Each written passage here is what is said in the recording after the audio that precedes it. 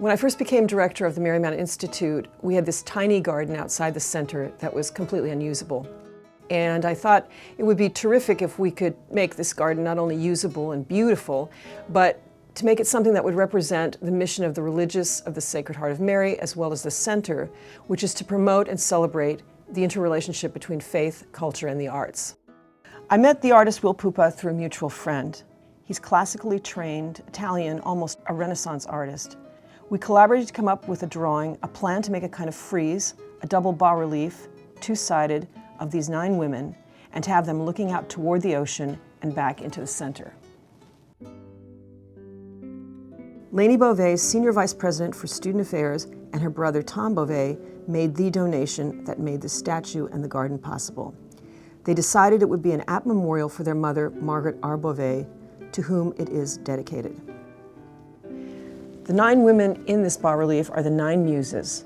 The 9 muses were born out of a union between Zeus and Menazemi, the goddess of memory, who was also the daughter of the first 2 Titan gods, Gaia, the earth goddess, and Uranos, the sky god. The muses were born after Zeus and Menazemi slept together for 9 consecutive nights. The result was the birth of 9 women who would come to represent some of the greatest and most significant attributes of creativity, science, and art of the ancient world. Early references to the muses are found in Hesiod's account of the birth of the gods and goddesses in his Theogony, a text that dates from the 7th, 8th century BC. They are also found in Orphic hymns. References to the muses are found in Ovid, Pindar, Plato, and many other writers, poets, historians, and playwrights in the ancient world. The general invocation by the poet of his muse begins Homer's great epic poems, the Iliad and the Odyssey, appealing to her to give him the inspiration to tell this great story with the words, "Sing in me, muse." The figure of the muse, the woman who is the embodiment of inspiration itself, is found throughout literature and art to the present day. Artists and writers have often depicted the muses, or even a single muse, with attributes associated with her genius. These are sometimes various, sometimes fixed, sometimes at the whim of a particular artist interpreting a particular aspect of a special muse. In the statue before you, this is no exception. Clio is the muse of history, and she was often represented holding an open scroll or seated beside a chest of books. Her attribute was also a swan. Polyhymnia is the muse of religious hymns.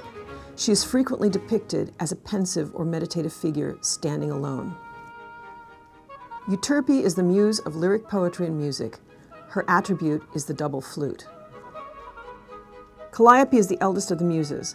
She was the mother of the greatest poet of classical mythology, Orpheus. She is the goddess of eloquence and epic poetry.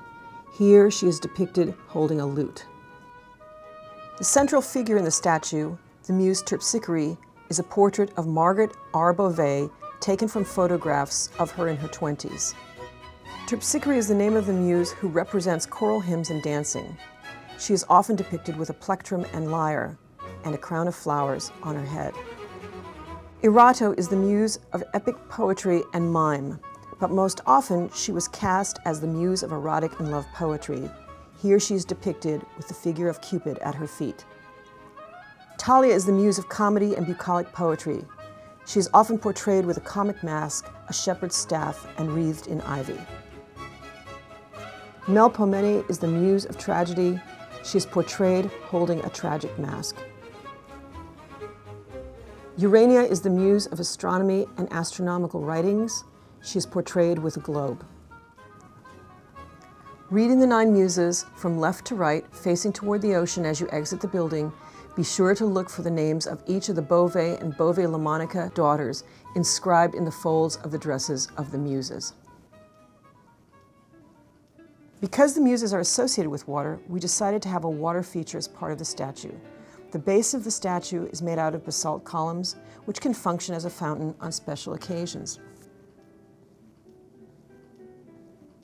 In the statue before you, a water element can be turned on to flow beneath the feet of the muses.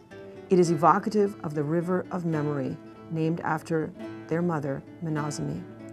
This memory is the memory of cultural history that is art itself, of the inspiration to create and remember, which is the basis of history, science, music, poetry, drama, and religion that was, and still is, set in motion by memory, which in this incarnation of the Muses takes a specifically feminine form.